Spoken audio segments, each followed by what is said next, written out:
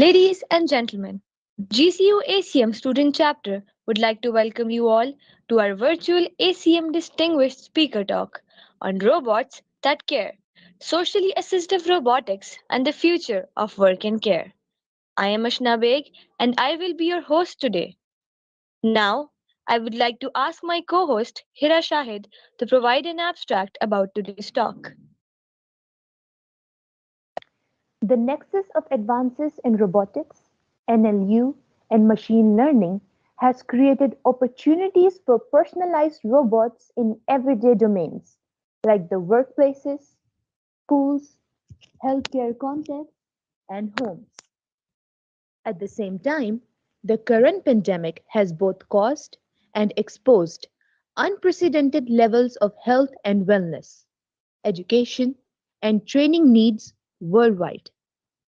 Socially assistive robotics has the potential to contribute significantly to addressing those challenges without amplifying concerns about the future of work.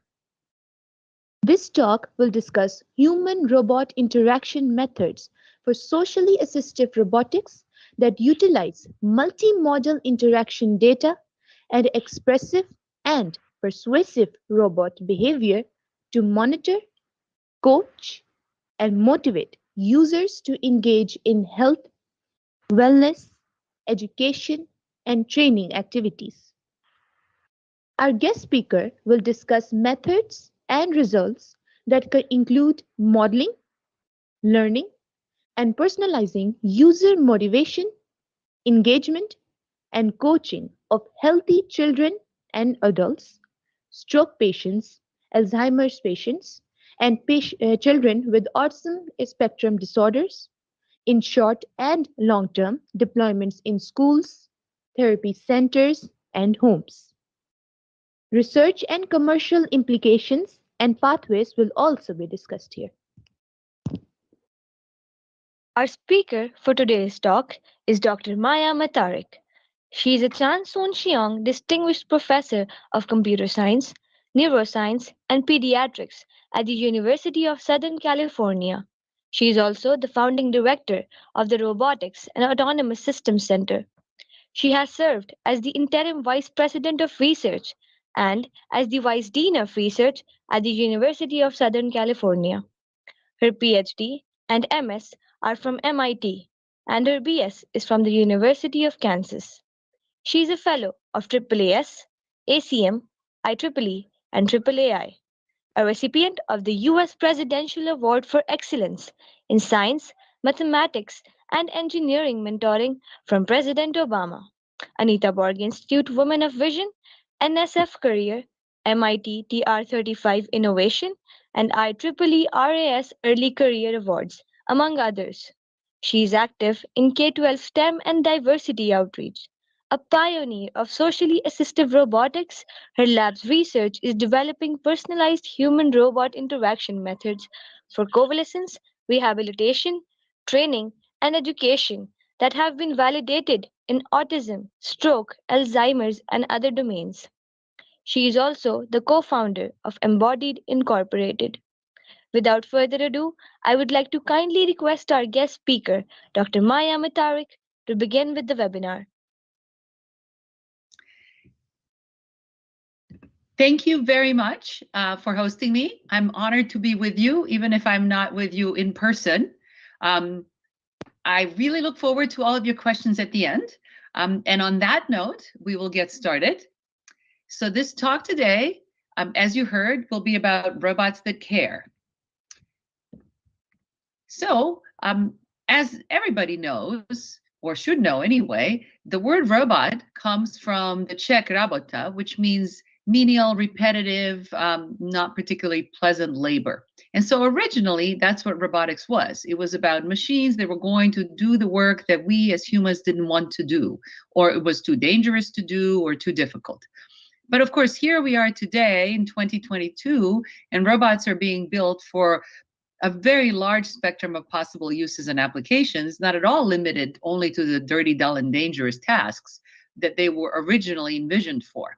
These days, people are envisioning robots for all kinds of interesting things, anything that comes to mind. And so there's this general idea that robots will do our physical work. And then, of course, at some level, people are also worried about if machines do all the physical work, then what will people do? And one of the things that I would have us think about to begin with is this need for more balance between automation, which is the idea of replacing human work, and augmentation, which is the idea of enhancing the human ability to do work. So currently, the vast majority of work in robotics and in automation overall is about replacement. It's about taking the human out of the loop because, of course, people are generally in many ways inefficient, more expensive, flawed.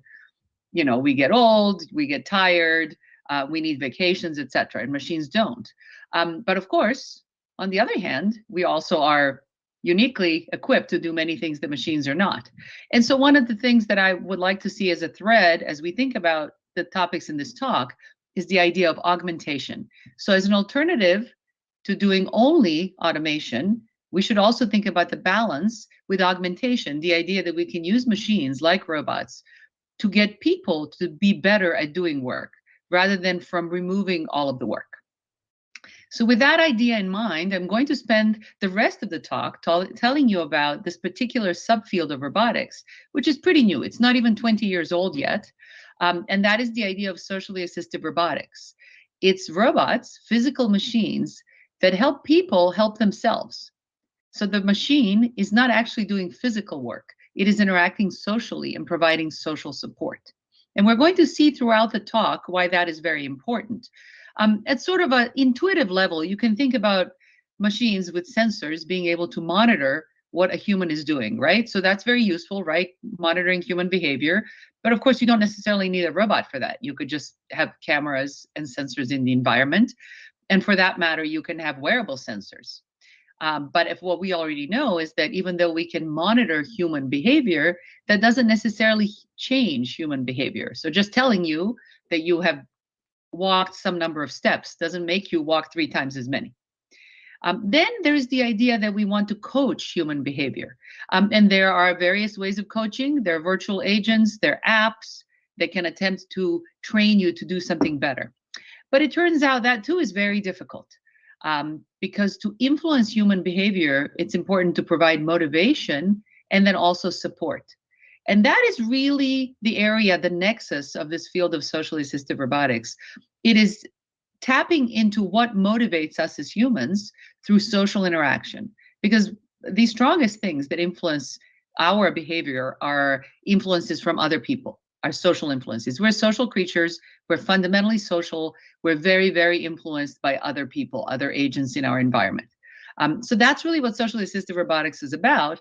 And it is a convergence of a lot of technologies and disciplines, as you will see. It's really a very interdisciplinary field, which is very interesting and satisfying because these days, most hard problems require interdisciplinary work. They don't tend to be very narrow because the hard problems are never very narrow. So, given that backdrop, the motivation for doing this kind of work, of course, comes from broad challenges in human health and wellness. And I have been using the slide for a lot of years, and the numbers just keep getting worse. And then, of course, 2 and some years ago, we were surprised by yet another challenge, which also presents an opportunity. So we've seen a lot of technologies that have come online in the last 2 years during the pandemic, but they have also resulted in some other effects in terms of isolation, loneliness, etc. So in many ways, we have tremendous opportunities to look at how we can take robots in the wild, namely in human environments, and see how they can be helpful. And so that's what I want to tell you about today. I want to tell you about 15 plus years of our systems in the wild. And by that, what I mean is first, taking our robots out of the lab and taking them into, let's say, the hospital or schools or rehabilitation centers for 1 or 2 sessions, and then building up to now deploying robots for a month or even 6 months at a time in real world settings, and really getting completely unique insights that we couldn't possibly get just in the lab, just through simulation, or just through small, narrow, short-term studies. So just as a reminder, what are we trying to do? Well, we're trying to empower behavior change. We want to help people help themselves with things that are really, really hard, and we'll talk about what those are. And to do that, we really need to generate and sustain motivation. We need to get people to keep doing what they need to do. That's called adherence. And then we need people to have grit, which is perseverance in the face of failure. So how do we do that from a computational perspective? Well, we tend to do three things.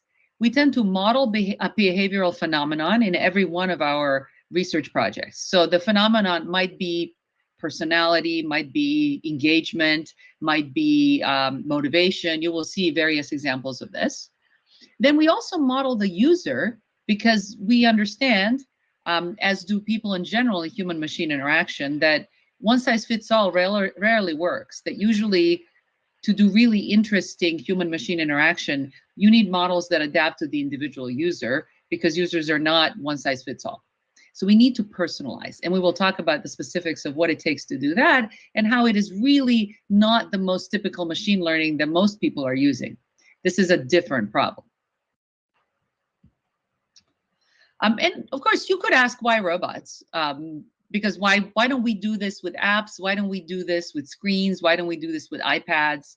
And of course, there's a huge amount of human-machine interaction through screens that's going on, and that's perfectly fine. However, it turns out that because of the way that we as social creatures are wired, we are more strongly engaged in activities that involve physically co-present agents, such as other humans, animals, and robots. And so if I'm interacting with the screen, less of my brain is engaged than if I'm interacting with a physical robot. And then if there's physical contact, then there's more pervasive activation. So basically, many studies in the science of embodiment, the neuroscience of embodiment, have actually shown that physical, co-present human-machine interaction and human-human interaction, obviously, drives stronger motivation, retention of new skills, and more enjoyment. So that's why robots. But of course, once you have a robot, things get harder. It is much easier to work on things on the screen. Once you have a physical robot, everything matters. How large is the robot? What is its shape? What is its gender? You might think that your robot doesn't have a gender, but in fact, everyone perceives a gender in a robot, intentionally or otherwise, consciously or subconsciously. In fact, most people think most robots are male, regardless of what the designers actually intended. So these perceptions, even if they're unconscious, bias how we interact with robots. How robots, for example, use space, proxemics, the social use of space, is both non-trivial and very important, as I'll show you in the next couple of slides. Simple things like pointing are not at all simple, in fact.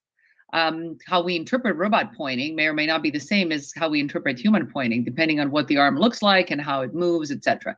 Body language, and then affect displays, expressions of emotion. All these things are incredibly important, very sensitive, and not at all simple to create in a physical machine. So here, let me give you a specific example. This is a dissertation by one of my former PhD students that focused specifically on how do we get a robot to interact in a physical environment around people by knowing how far to be from a person at any point in time, and how loudly to speak, and how much to gesture in order to be heard and hear optimally. So it's an optimization problem. And let me play you the video that describes it best. In this work, we consider how the robot recognizes both speech and gestures in a face-to-face social interaction. The robot first imagines itself at thousands of different locations in a room. At each location, it predicts how loudly the person will speak and in what region of space the person will gesture. The robot then predicts how well it will automatically recognize speech and gestures and assigns a score to the location based on this prediction. Finally, the robot selects the location at which it predicts it will perform the best and moves to that location. Here, we see the robot predicts it will work well between 1.5 and 2.5 meters. The robot selects 1.7 meters as the optimal location to recognize human speech and gestures and moves there. So fundamentally, we collect a lot of data in real-world environments for the particular task. And then, of course, for this process, it has to happen in real time and continually. And so it should be happening very smoothly, and then we might as well put it to music. So this is what it looks like. when the robot is naturally moving as it should relative to the human. And when the robot is moving properly, it looks like dancing. But when the robot is moving improperly, it can look, even potentially maliciously, it could look like bullying. So let's look at that in action. So what happens when someone, not a robot, but in this case a human, is using social space inappropriately and using gestures in an intentionally malicious way, as in bullying? You look like you are about to kick me. Please don't kick people. It will physically hurt them. Stop it. Pointing and laughing at people is not appropriate. You should not do this because it is demeaning. Stop. You look like you are about to punch me. Punching is violent behavior. So the example here is that we were interested in automatically detecting bullying behaviors in order for the robot to be able to, well, obviously defend itself by saying, please don't do that, but also teach children about bullying behaviors so that they would both know how to recognize them and know how to stand up to them and stop them. Now, it's an interesting question in general, how to recognize, how to classify sensitive, sort of non-obvious behaviors, right? So if you have a lot of training data for something, and that thing that you're trying to recognize is relatively stable and uniform, then it's not a hard problem. There are lots of examples of that. But bullying is very subtle, and generally bullies don't like to be recorded. And it turns out that while we can have actors pretend to be bullying, in general, data from acted situations may not generalize to real world situations. And so we were interested in how to collect bullying data, and my very smart student created a sensitive robot that you saw in this video. And then we invited, in an open house, about 2,000 kids, and they interacted with the robot. And as soon as they saw the sensitive robot telling them what not to do, they immediately made them do it even more. And so we collected a large data set of natural behavior without necessarily telling the kids what to do. But my point here is not so much how we did the classification and the machine learning for detecting the bullying behavior. We'll talk more about machine learning in a little bit. The main point that I'm making with this slide is that, in general, interesting behaviors like bullying, and as you'll see later, some other kinds of behaviors, are very difficult to really train because they're just not some trivial thing for which you can get a data set. And that's an interesting question in general. So I always encourage students to work on non-trivial behaviors. Generally, if you can download a data set from the web, that's probably not a really complex behavior. The really interesting stuff is not so readily available. It requires you to go out there and collect some data and work really hard, but then it's really worth it. So another thing that we're doing in terms of embodiment, right? This part of the talk is about the robot has a body. How do we move the body? How do we use the body? Well, sometimes the body doesn't have the expressivity that you want. So for example, as you will see here, this is a curry robot. It's actually like a snowman looking robot that doesn't have any arms. And that's fine, because not having arms is both safer and cheaper, but of course it makes the robot less expressive. So one of the things that we're working on is using mixed reality, in particular augmented reality, to endow robots with more expressivity. So as you can imagine, if you as a user are wearing a mixed reality, augmented reality headset, then the robot can now have arms that it can point to virtual objects in the environment that you're sharing with the robot. The robot can also have things like speech bubbles, where it can tell things that it doesn't say out loud because maybe the environment is loud, or maybe it's a secret thing that just the two of you are sharing. It can also have bubbles, so you can get information about the robot state that you couldn't otherwise get. So there's a whole field of reality intersecting with robotics that's just starting to develop. This is really just taking off. It's only been around for about 3 years, and it's a really interesting new area. So this is just one example of it. We'll talk about some more, but in general, this idea of convergence of mixed and augmented reality and robotics is a new and exciting direction. Now, sometimes the body of the robot is fundamental and important for the task that we're trying to do. And so one of the tasks that we're working on is looking at encouraging movement in infants. So some infants have an early delay, in some cases due to autism or other possibly congenital injury, or other issues. And so if they don't move appropriately and practice movement, what's called motor babbling, they may never learn to move correctly, because early development is so critical. Like if you don't let a baby move early on and they don't move appropriately, they just won't learn to move the way they need to learn, and then they can't catch up later. So it's a very sensitive period. And one of the things that's very interesting about babies is they do imitate, but they don't imitate everyone, and they definitely don't imitate things on the screen. And so one of my, again, incredibly talented students, very hardworking, brave students, is working on a setup where an infant interacts with an infant-sized robot, and the robot shows movements to the baby, and then the baby imitates. Let me show you what that looks like, and then we'll talk about how that's being done in terms of modeling.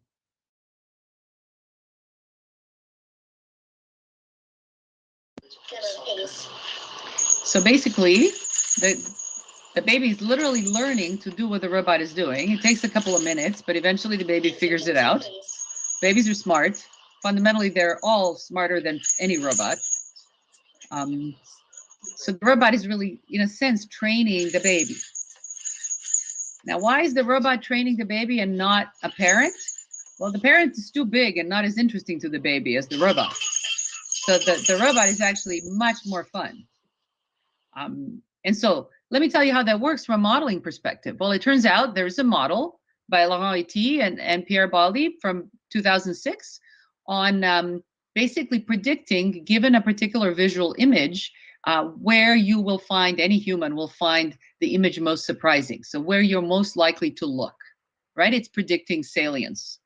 So it turns out this model also works with infants, which is really interesting because almost nothing is similar between infants and adults, but early vision is. And so what we can do fundamentally with infants is we can predict where they're going to look. So if we can predict where they're going to look, we can program the robot to move in a way that is going to be surprising in the right way, so the baby will look there, and that will make the baby imitate. And so basically you can drive what the baby does, and what that means is we're getting them to do the right kind of exercise. So it's a very interesting thing, using a computational model to drive human behavior, and using the robot in the middle to deliver that behavior, because if it weren't a robot, if it were a screen, then the baby just wouldn't do it. So sometimes embodiment is fundamental. Okay, so we've talked a bit about examples of why having a body is both important and complex. But now let's get to the next step, which is, okay, we have a robot, it has a body, and now it needs to interact with a human. Now that's also really hard. Everything about it is hard. Timing, for example, everything about timing is just so and very tricky. Turn taking. You know, if I'm talking all the time, no one can get a word in edgewise. That's not good. How do I know when to stop? How do you know when to start? How do I know when to make eye contact and then look away? Because if I just stare at you, that's also not good. But if I never look at you, that, you know, then you think I'm not interested or I'm too shy, etc. So timing of social signals is very, very tricky, and it's not ever learned explicitly. You learn it completely from context and demonstration. And so how do we get machines to do that? And then it gets more complex. Theory of mind, right? Knowing sort of what the other people are thinking and feeling and recognizing their intent. That's all very complex. So, and then of course we get into emotion, affect, expressivity. What is the role of the robot? Is it an equal? Is it a superior? Is it a subordinate? Well, it really depends. It depends on the context. It depends on the task. It depends on the user. Kids don't like superior roles in robots, as you might imagine. But in some other contexts, that is exactly the right thing. It just depends, right? I mean, clearly, if you're talking about a surgical robot, you don't think of it as a pet. But if you're thinking about a robot that's helping you learn some skill, maybe you want it to be an equal partner. So it just really depends on the context and then the personal preference. So there are a huge number of social factors that lend themselves potentially to computational modeling. And so that's what we're going to talk about. So here's one, personality and feedback. So if I'm programming a robot, as we did a few years ago, if we're programming a robot that we want to stay interesting and engaging to motivate a person to do something really boring like doing stroke rehabilitation exercises, how can we make the feedback that the robot gives to the user really personalized so that it's always interesting. It's always the just the right level of praise, just the right level of reward. Because if you have too much reward, then it stops working. If you have too little reward, people get demoralized, and so on. And so we looked into modeling personality. Human personality is a very complex phenomenon. It has multiple dimensions.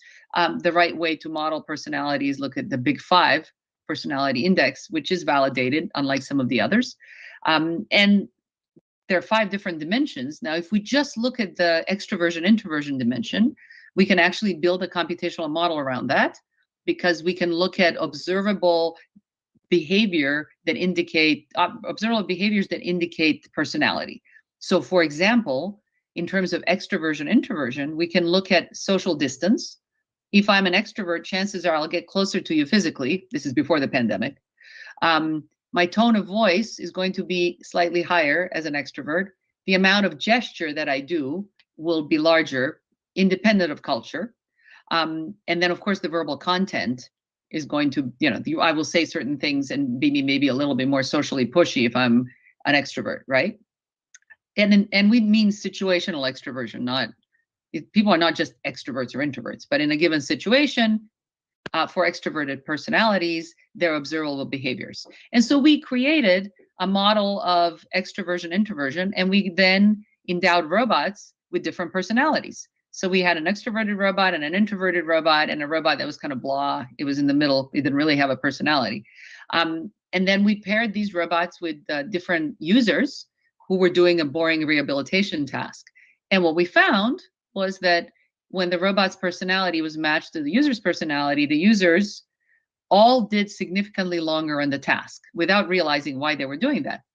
And if we asked them which robot they preferred, usually the extroverted users will tell us, and the introverted users would not have a statistically significant preference, but everybody performed longer on the task.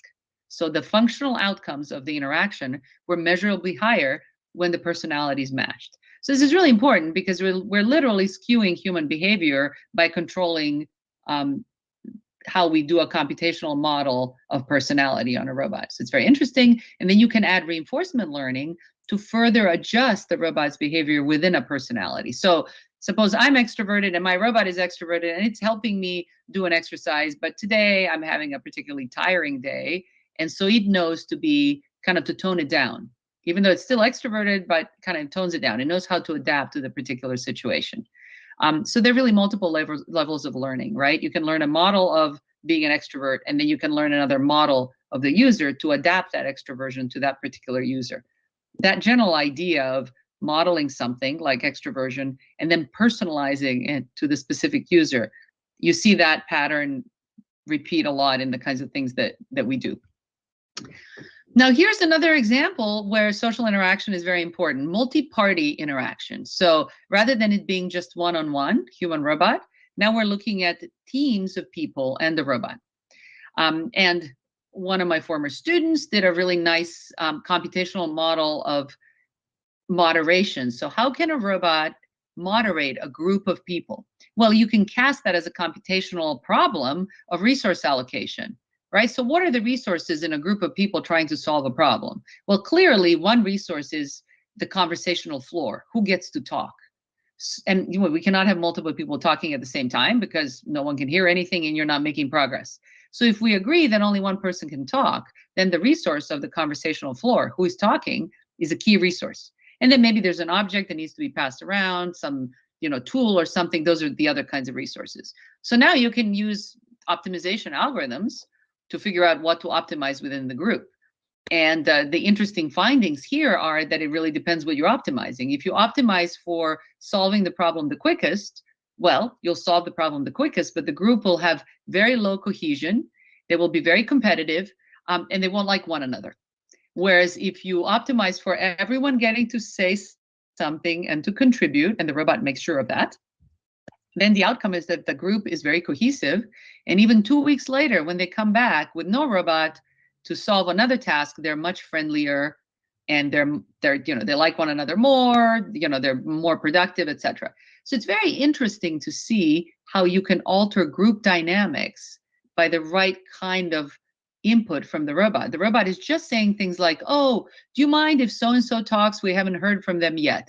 So little subtle nudges in the group interaction through an optimization algorithm allow the group as a whole to have better outcomes. But of course, it depends on what's being optimized. So that's a very interesting set of questions that mirror actually organizational theory. Most recently, we're taking that work to the next level where instead of just solving these kind of relatively arbitrary tasks, we're looking at support groups. In particular, during the pandemic, that became a bigger issue because mental health is such a challenge. And so we're looking at support groups and the robot being a mediator for support groups because human mediators actually experience burnout, and it's a very hard job to do.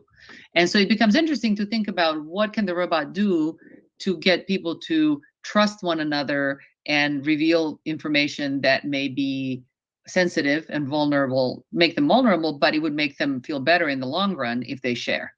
So that's one of the things that we're working on. Okay, so we've talked about having a body, robot having a body, important but tricky. Then we talked about social dynamics. Everything about the social interaction is complex and interesting and potentially modelable. And now we're going to get into that, last but not least bit about learning and adaptation. And whatever perspective you bring in when you talk about learning, people tend to have a relatively narrow perspective, right? So you might be a fan of reinforcement learning, or you might be a fan of deep learning, and you tend to think that that's going to solve everything. And, we can safely say that is not true. So no one approach is going to solve everything. And we need many different layers of learning and adaptation in a robot that's in the real world for various reasons. So one is the pragmatics, right? We need the system to keep working. We can't predict everything about the world. So it's going to have enough adaptation built in just to deal with changes over time. And these changes, of course, can relate to the user. The user, after all, might be improving on the task over time, or the user might be, declining if they're getting older, if we're dealing with the elderly. Any number of ways in which the user, the target, is actually a moving target, not just physically, but, in terms of learning. And then, of course, we want the system to personalize to that particular individual. So not just one size fits all, the robot has 5 jokes and it tells them to everybody. No, I wanted to tell the jokes that you like best. And I wanted to learn what kind of humor you actually like best. And that's actually, one of my students is doing that. He's trying to recognize what's funny. And then, of course, how long will it last, right? So anything that you learned with a non-stationary environment, and humans are inherently non-stationary, will change over time. People will get bored. They will get used to things. They will get worse. They'll get better. So how do you keep adapting? And this calls for really interesting new paradigms for machine learning. So it's not adversarial, but it's not only collaborative. It's certainly not just fitting one fitness function. It's not optimizing any one thing. And that's what makes it never boring. So I'm just going to tell you about a variety of projects that we can then talk about in detail. One of them, again, remember I told you about mixed reality. So one of the things we're doing is we're using mixed reality and robotics to actually help kids learn non-trivial concepts like programming, for example, as you start to get more sophisticated about programming and look at data structures and so on. How can we do this in a mixed reality way where we're getting the person to move around in their favorite way? So we're adapting to their needs, and we're also encouraging them to keep moving and learning. So that's one paradigm in which we're looking at this adaptation to the user while constantly adding new challenges, right? So the task is changing all the time. You're constantly introducing new knowledge to be learned, and you're constantly adapting to the user, whose ability to kind of learn and grasp any individual concept changes over time. And I mean physically grasp, because they're actually using physical 3D space to move these modules around. That's kinesthetic learning. So that's one of the things we're doing. Another thing that we did, this is a past project, is getting the robot to help a person learn a new habit. So one of the things that really helps you change your behavior is to create a habit. It may be really hard to do something regularly, but if you make it a habit, then you're just going to do it because it's a habit, right? So, the habit that people always talk about is floss before you brush. You just connect the two. You don't have to learn them separately. You connect them, you do them, and that's it. So it's interesting because the robot can be the cue for the behavior that needs to happen, and also the reward. So, and that's kind of an inherent reinforcement learning scenario, which of course people learn by reinforcement learning. So here's an example. This is another line of excellent work by one of my former students, where here the robot is trying to teach the person to not sit too long. So we deployed this with elderly people for more than 2 weeks in their home. This is not an elderly person. This is my student who did the work. So the idea is that there was a seat sensor and there was a robot next to their favorite seat. And if they sat in the seat for too long, the robot would remind them to stand up. And then it would give them a reward. And if they got up before that, then they would get a better reward. The rewards were things like a joke or dancing with the robot, etc. And what you see is that people learn very quickly how to get the reward from the robot. So these were elderly people living, alone with the robot, and just they all started to sit much less and to stand up, and they talked to the robot a lot, and they just loved the robot. But unfortunately, when we had to take the robot away, because we can't just leave the robots with everybody, unfortunately, then they just went back to their own ways.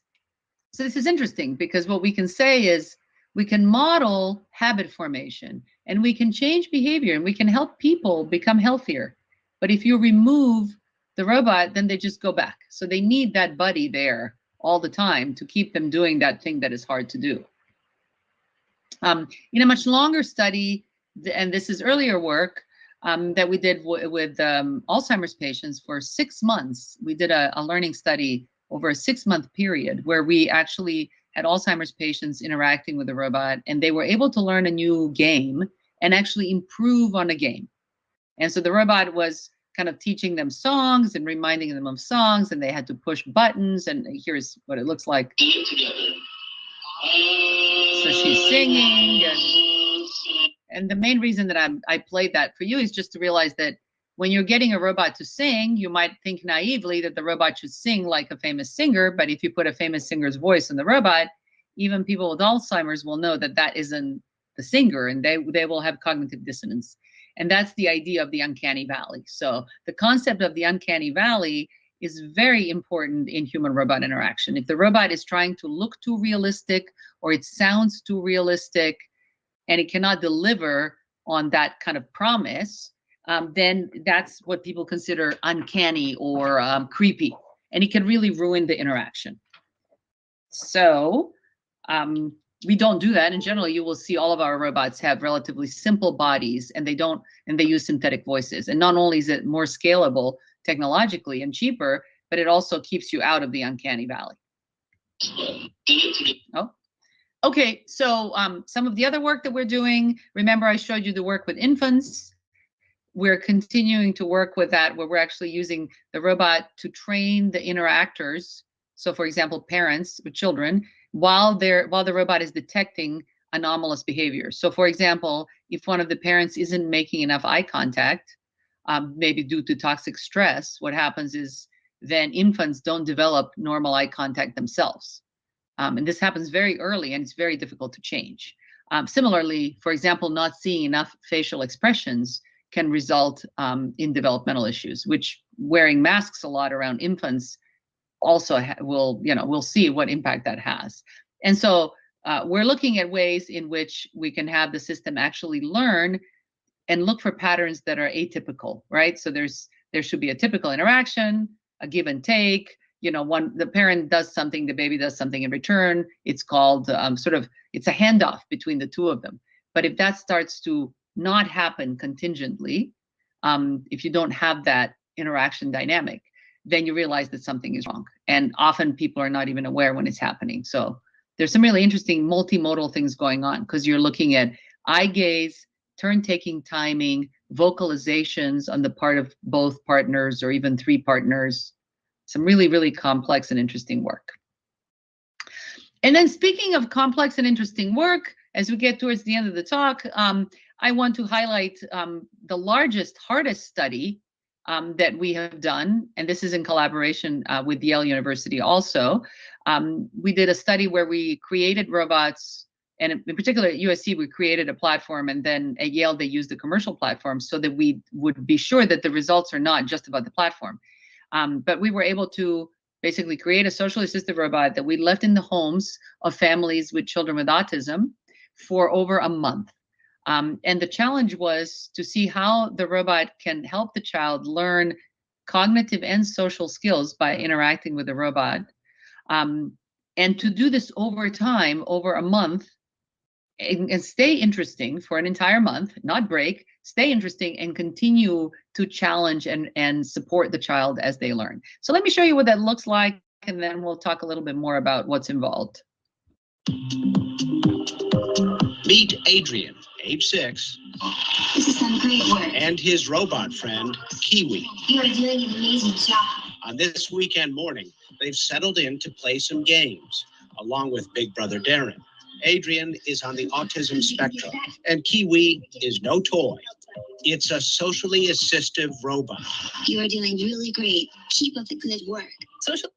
So there's an entire video. This is on the web, so you could just Google it and see the whole thing. But what's important here is, of course, if you take the robot out of the picture, he could just play with the screen. But if he just plays with the screen, he's not going to reinforce his social skills in any way. And also, if he gets stuck on something, he's not going to get the kind of social reward that will keep him going. So the robot is a social partner, but it's also sort of a bit of a teacher. And so there, it's a fun buddy, but it's also a support structure. And that's really important. That's how it is much more like a social environment in school. Now, it's great if a child can get this from a teacher and from peers, but often classrooms with a lot of children on the spectrum, the kids don't get enough time individually. And also during the pandemic, of course, worldwide, millions of children didn't have access to school and didn't have access to peers and teachers. And so, it would have been great if everyone could have had one of these. Now, how does learning happen, right? So one of the popular ways of doing personalized learning is through Bayesian knowledge tracing. It's a, relatively standard method that's actually used a lot in intelligent tutoring systems. But it turns out that alone is not enough, because in ways that are similar to what I told you at the beginning of the talk, when we were talking about skill learning, right? And I said you have to have the right level of reward when we were talking about stroke patients and personality. Well, here too, what we have to do with the children who are learning both social skills and cognitive skills, we have to give them the right level of challenge and the right feedback. And these two things are both personalized and they interleave, right? So again, if I give you a challenge that's too hard, you can get demoralized. If I give you a challenge that's too easy, you get complacent. If the feedback I give you is out of sync with the challenge, right? So if I give you a challenge that's really hard and I keep telling you that you're failing, well, that's really not going to work. If I give you a really hard challenge and you're trying really hard, I can reward you for trying, not just for succeeding. And if you're doing really well in something, then instead of giving you a reward, I should say, well, that's fine, but I think you're ready for something harder. So this interplay between feedback and challenge level is very subtle, and it's different for everybody. And it's different for everybody, especially for individuals on the spectrum. It's different for them from session to session. So it's a really complex and interesting machine learning problem that, was very non-trivial, I will say. Anyway, so there's a science robotics paper and a bunch of papers on this work. And yes, we were able to adapt successfully to users with autism, but we learned in general that we need individual models, and you don't really do much transfer learning from other users. You're mostly doing transfer learning from prior sessions with the same user. So, there's a lot of challenge involved with high variance data, such as autism, that breaks a lot of standard methods, including deep learning. And so it's just really interesting stuff. And, in a different talk, which I'm not doing here, I could tell you about a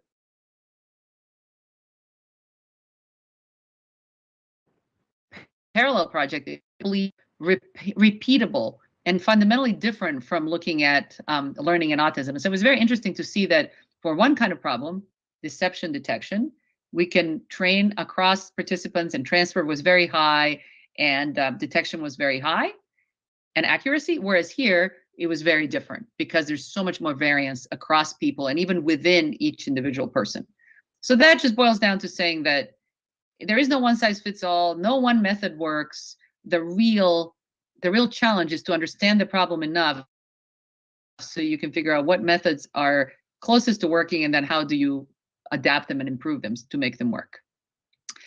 So that really is the challenge. The challenge that we're interested in is looking at these multimodal, long-term personalization systems to be able to work with the fact that every user is different ultimately, and every user changes over time. And so what's happening is that human-machine interaction is a dynamic that is constantly shaping and evolving. What the robot does influences the person, what the person does influences the robot, and you're just going on and cycling. It's just a very interesting problem that most machine learning models are not set up for. So I just, in closing, want to show you this interaction between a 3-year-old child and a robot in real time that students in my lab put together. And you will see the child making eye contact and playing the game. And words, so we have body movement, eye gaze, speech, game content, and then the robot is looking, it's nodding at the right time, it's giving verbal feedback, and it's advancing the game. And this is all happening multimodal, real time. There's no human behind the screen. So, you know, this is kind of the thing that we should be seeing everywhere. From 1 to 6. Count them out loud with me. 1. 1. 2. 2. 3. So you see this very natural interaction. And, you know, this is a 3-year-old. She can do anything at any point in time, and the robot has to adapt. So why didn't we have that? Why didn't we have that in all the homes over the pandemic? And, you know, in many ways, it's because we need people to go and work on really hard problems, to go and get large, complex, interesting data sets, and to really work with multimodal data in complex environments, like in the home, in therapy centers, in hospitals, you know, not just off the web. And so just in closing, to repeat again, there's a lot of evidence across the field of human-machine interaction overall that well-designed systems can improve health and can improve wellness, can basically help people learn and train and experience gains. But this is only true if we work on real-world problems and not just convenient things. And the pandemic in particular has made that very, very obvious. And so I just want to say to all the students in every audience that you should work on really important problems. The real problems in the real world have a purpose. And that's what you should work on. And don't get lured into convenient things that maybe pay well, but don't really make a difference. There are a lot of really fundamentally interesting things and truly helpful things that we could be doing with computing and with robotics today. And remember that balance of augmentation. So how are we helping to make people more capable rather than making them less capable through machines? So on that note, I'm going to stop and say a big thank you to my amazing students. That picture at the bottom is from 2019, the last time we could all be together in a big group. But now we are starting to see one another again in person, and lots of wonderful things are happening. And so I'm grateful to them and to our sponsors, and I'm going to stop and take questions. So thank you.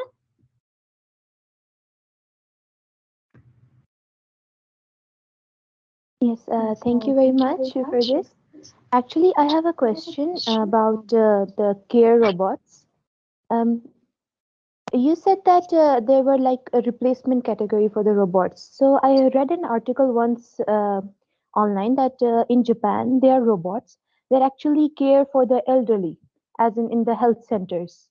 The elders are actually reliant on caregivers to actually respond to their individuality, as in they are, really give like subtle cues regarding capabilities and to like communicate in an emotional level. So can robots really actually do that? Well, it is certainly the case that it's a lot easier today to get a robot to respond to the obvious emotions of an individual, right? So if an elderly person is angry or sad or happy, talking or not talking, we can certainly have a robot that will understand that sufficiently well and respond appropriately. What we do not have robots today to do is helping a person get out of bed, changing their bed sheets, helping them get dressed. And unfortunately, with the aging generation of people, there's a lot of physical help that is needed, and robotics is nowhere close to providing that. On the other hand, robotics can address issues of loneliness and isolation. So I think it's really important to understand that when we think about robotics for the elderly, there are many different parts of that challenge.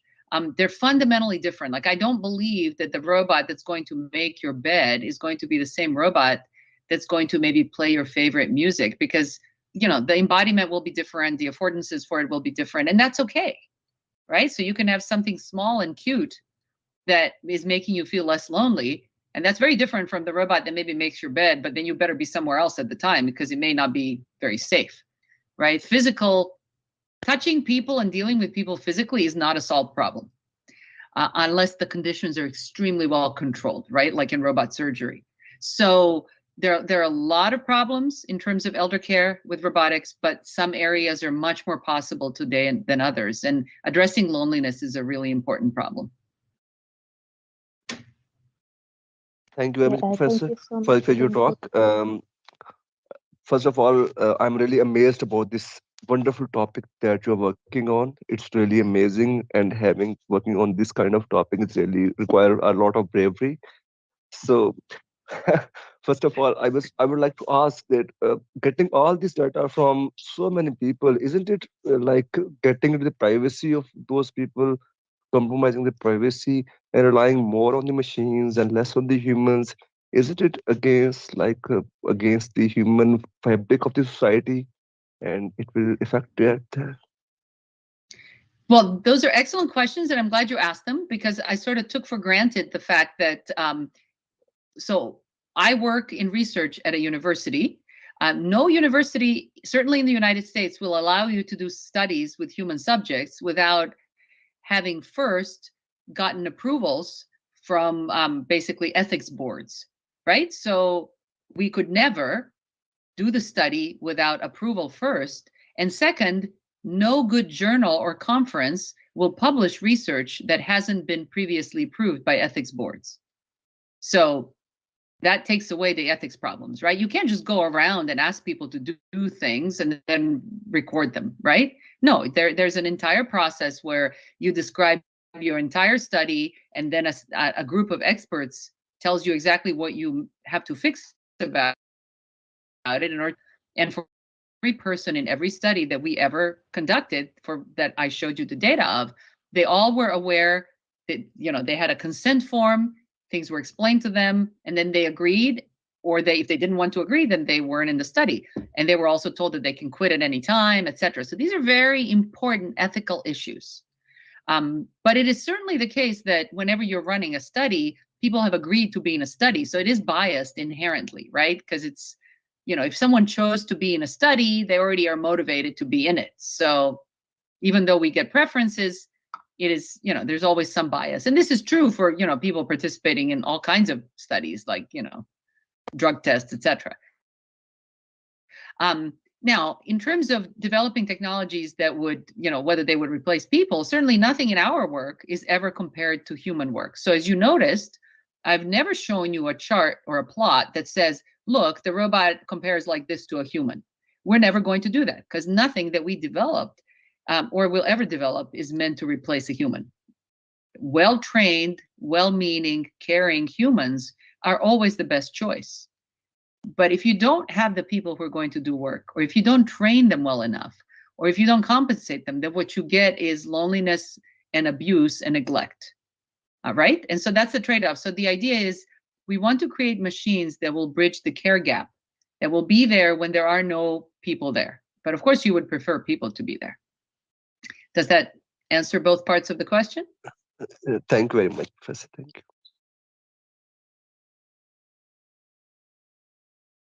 I love questions. Please have some more.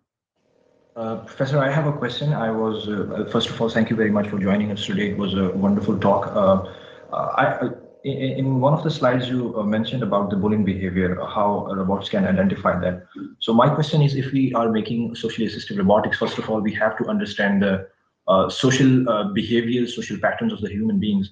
So how exactly and what sort of data models in specifically in your research lab used to identify these bullying behaviors, and that comes from the human beings actually. First of all, we have to understand that.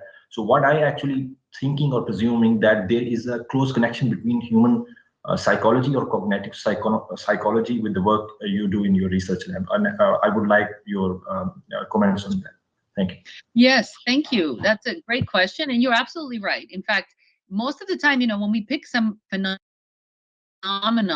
some social phenomenon like bullying, we first go and we ideally find an expert locally at the university who knows about it, and we read a lot of papers about it, right? So we learn the social science or cognitive science or neuroscience about the whatever is available. So definitely, that's the with bullying, specifically with bullying. What we did, as you can imagine, is we had a data set that we annotated, so it was labeled. But it's important to understand the phenomenon so you can properly label a data set, right? Because you don't want to incorrectly label something as bullying when it's not, or not bullying when it is, right? You can't have false negatives and false positives in annotation, right? This is why it's always nicer if you can do unsupervised learning, but it doesn't always work. Although, for example, with our deception work, when we were detecting lying, we were actually able to do an unsupervised version of it. So you're exactly right that we have to be very careful about, there's this bigger issue of bias in data. So how do we get the data? Are the data not biased? And even the annotation, the labeling of the data has to be done properly, right? So for example, we have multiple people doing labeling, and then we have the inter-rater reliability that gets assessed. There are a lot of statistical tests that one has to apply, checks and balances, to make sure that we are not being biased. And even then, I think, most people dealing with most kinds of data are introducing some kind of bias. So yeah, so it's very tricky. But with bullying, at least the kinds of things that you saw, those were pretty obvious, right? Like if someone is raising their arm to hit someone, that's pretty obvious, right? So it's kind of not that hard to classify those. But indeed, it can get much more subtle. And we were not even focusing on the subtle behaviors. What I will say about bullying is that it's a really interesting question why people bully robots. So you see both children and adults will, in certain settings, especially in sort of public settings with robots that are not their robots, people can be very, basically they can bully the robots or be even violent. So people don't tend to be violent with their own robots that they paid for or that they like. But in public settings, kids and adults will bully and kick robots. So why is that? What is it about human nature that makes us behave so badly with these agents that are just slightly different, right? So this is the thing about technology. These agents, and robots in particular, they're like mirrors to ourselves. And they challenge us, and they bring out either the best or the worst in us. So I think that's a very interesting question. Why do people bully robots? Why is that okay? Thank you for the comprehensive answer. I have another one actually about the moderation that really caught my attention. About what sort of moderation we talked about, actually not going into the specific details, and when we are moderating any talk in a physical world, we have to create a fine balance between the moderator and the conversation that is going on between the panelist or the guest. So you talked about there are moderation algorithms. Can you specifically elaborate what sort of moderation algorithms do we use for this sort of work? Absolutely. Yes, thank you for that question. It gives me an opportunity to say a bit more. So in the work that we did on moderation, interestingly, we didn't actually look at what people were saying. So we only looked at whether someone was speaking or not and how much they spoke. So the robot could tell who was speaking for how long. And that was it. It was just trying, in the simplest case, it was just trying to even out the amount of talking in a group. So let's suppose that, there are 5 of us in a group and we have an hour. And as time goes by, if 3 people are talking all the time and the other 2 are not, what the robot is trying to do is make sure that everyone gets to talk about the same amount. So that's one type of moderation. And that way, everyone's input is included. So that was actually a very interesting algorithm because it was only looking at who was speaking, not what they were saying. Now, in the work that we're doing now on trust, we're actually looking at what people are saying, right? So we're not in great detail. We're not doing really detailed natural language processing, but we are looking at things like keywords. We're looking at whether people are just kind of saying generic things like, oh, how are you doing? I'm feeling tired, versus, things that are more, they're really disclosing something like, I'm really afraid, or I'm really stressed, right? So there's higher stakes to what they're saying. So we're moving from back channel information, where do people look, how much they're talking, whether they're interrupting, to also looking at the main channel, which is what are they saying as well. And then then we're looking at, basically it's sort of an optimization, right? So either we want everybody to be evened out, or maybe we see that certain players are going to get us closer to solving the problem, but then they're not going to let others talk, right? So that's what I mean by deciding what you're optimizing in the resource allocation. Does that make more sense? And then we have a lot of publications on this, so this is easy to find on Google Scholar. But if you have any trouble, just email me. Okay, thank you very much, Professor. That was a very comprehensive answer. My last question is regarding if we are making socially assistive robotics, if we want to pursue the research in this area, so what would be your recommendation to the students or anyone who is interested in this area? Like, we have to focus first of all on the understanding and clearly having our concepts clear about the human psychology, cognitive psychology, or do we have to focus on the tactical side of this research area first? So what would be your suggestion?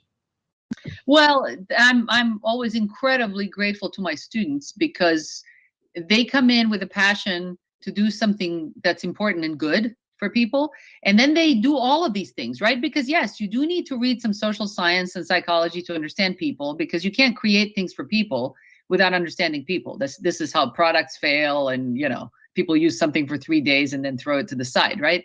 So understanding what is going to engage people is the ultimate challenge. But of course, you have to know the technical side. It's no good to have a great idea and then not be able to implement it on a robot, or to have this wonderful idea that requires more data than you could possibly have, or the data are not private, right? So it's a really interdisciplinary endeavor. But the advice that I always give everybody, including my students, I always basically say that one day outside of the lab in the real world is worth a year in the lab. So you can have all kinds of ideas in the convenient space of the lab, but you really need to get out. And so I think to find important problems, go out in the real world, talk to people. And then when you start piloting your system, go out and pilot it with real people, and you will learn so much. So we do a lot of these iterative piloting experiments where we will go and try something with 2 or 3 people, and then we'll come back, very humbled by the realities that we discovered. And, my students often come in being excited about a topic area or a challenge because it comes from their own personal life and their family life. And I think that's really important. I don't think you should give up who you are to go do something entirely different. Things that often motivate us the most are things that are personal. And why not? We should work on those things. And so, yes, it's really an interdisciplinary endeavor. But the kind of people who get drawn to this kind of work, they really enjoy the fact that they should read a little social science and a little psychology, right? And not just machine learning. And tends to be more interesting, I think. Thank you very much. That was really great. So next question, please. The next question is from Ashna. Please enable your mic. So much, ma'am, for delivering such an incredible session. My question to you is regarding human computer interaction. I do believe that due to the differences, the visual differences between a robot and a human, and since humans are more accustomed to dealing with humans on a daily basis, did you face any difficulties regarding, negative feedback from people, especially children or infants, in this regard? And what did you do to overcome those challenges? Well, I can tell you that we didn't have any negative feedback at all. And here's why. So first, as I said, people who sign up to be in these studies and who want to interact with the machines, I think, they're already self-selecting, right? So I think if someone really hates robots, they're not going to be in our study to begin with, right? Now, that doesn't mean that if they like it at the beginning, if we design it badly and it doesn't work after 3 days, they're going to tell us, right? But in general, people who sign up to be in these studies and trials, like I said, they already have a bias. So there are probably people out there who wouldn't like the robots, but we don't tend to see them because they don't tend to choose to be in the studies. So that's the first thing. The second thing is all of these machines are designed so that they are inherently interesting and motivating, right? So if you have a machine that is annoying to work with or becomes boring and repetitive, then of course, the thing that it's trying to achieve is not going to succeed because the machine itself is not interesting. Well-designed machines have an inherent kind of hook. They hook you inherently, right? And I can say that even for some of the smart speakers that are now being designed, you notice that if you ask a kind of a crazy question, if they're well designed, you get an interesting answer. And it's not always the same. And that's what keeps you coming back because you're kind of surprised, you're intrigued. That's really important. This kind of old-fashioned idea that the robot is a robot and it tells you the same thing exactly right. Nobody wants that, right? People want characters. They want something interesting. And so that's what these machines have to do. They have to be interesting enough while also being useful. And I think that's sometimes engineers don't understand that. They think that all that matters is function. But in fact, that's not true at all. People want to be entertained. They want, when someone is lonely, they're very happy to have the robot tell them jokes. When we were working with the elderly, we just downloaded a bunch of, simple, safe, clean jokes off the web and had the robot tell them randomly. And this made people very happy. They know it's a robot. They know that the robot doesn't really get the joke, but hey, it made them happy. So this is what I mean, is something surprising, something like a character, a real agent, something that, people look forward to interacting with. That's the minimum that you have to have. If you don't have that, then what the robot is trying to achieve will also not succeed. Thank you so much, ma'am. And another question that I have is that what is your input about where do you see socially assistive robotics in, say, 5 years at this rate of development? Yeah, so, I love thinking about how to answer that question because, like let's say 7 years ago, people were asking me where the robots would be, and I did start a startup, and it's a robot for home, and because we did stuff in the lab very successfully. But one thing that really broke my heart was, we just went through 2 years of a pandemic, and certainly during the quarantines, there were so many elderly people, especially elderly people, who had no one to be with because it was really unsafe. And so on the one hand, people are saying things like, well, we want people to be with people. Well, except what do you do when you really can't, like during quarantine? So, it was really sad to me to see that we have technologies that could have been out there on the market, but they weren't for a variety of reasons, most having to do with the fact that, does it make enough profit quickly enough? And so that was unfortunate because the pandemic really created a lot of obvious uses. But at the same time, I feel like, okay, well, now that, we have been through that hell, at least people now see the need for systems that are going to address things like loneliness, anxiety, depression, etc. And so I think hopefully people will be more open-minded, and now we can see more of them. So now maybe 5 years from now, we can really expect more of these products. But yes, it has been frustrating for me that it's been now, I think we named the field in 2005. And so, yeah, it's frustrating to me that there isn't more of it out on the market. Thank you so much, ma'am. That did answer my question. Thanks. Okay, thank you, Ashna, for your question. And next question is from Naman Hafiz. Your mic has been enabled. You can ask your question.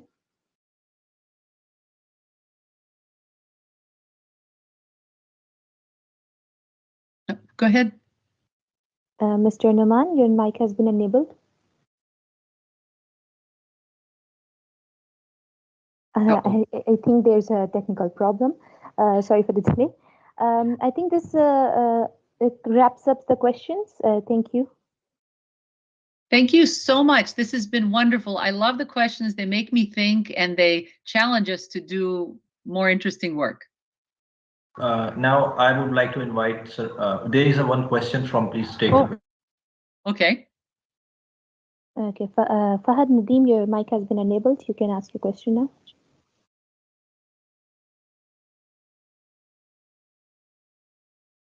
Okay, I just wanted to ask one thing that do you also have any active research around like subjects of young age, like people that suffer from social anxiety or depression, you know? Because the most of the work that you've done is around children or old people I've seen. So I just wanted to know that if you also work around the middle age, you know, people who might find it more hard to open up and stuff like that. Yes, I love that question. Thank you so much for asking. In fact, in the last 4 years, so about 2 years before the pandemic, I have been really, really compelled by the realities of actually young people, so young adults. So the rates of depression and anxiety are extremely, extremely high in young adults, and in particular, university students, right? High school students, university students, and so.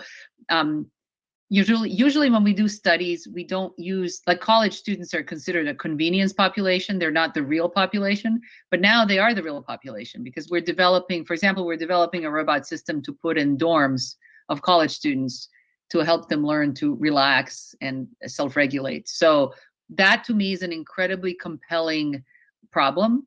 This self-regulation, wellness, anxiety mitigation, it goes across the age spectrum, but I'm really interested in working with high school students and young adults, because if we can help them to learn the skills at that age, then the outcomes will be much better lifelong. And so that is exactly what we're working on. Several students in my lab are working on different parts of this problem, so that we can actually put the robots in dorms in not too long, because we're really hopeful that, we can hopefully do some good.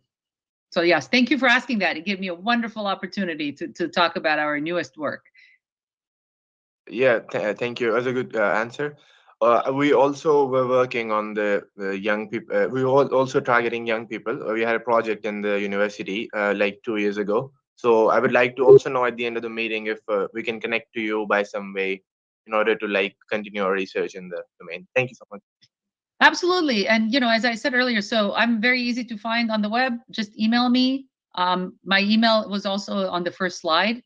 So feel free to email me. I'd love to hear about related work. It's going to take a lot of people working on this. And so my main message to people is please get engaged, get involved, work on these really hard problems. The more the merrier. We need a lot of people working on this. Yeah, we'll build it. Thank you so much. Okay, thank you, Fahad, for your question. Next is Mohammed Numan. So please, you can ask your question. Your mic has been enabled.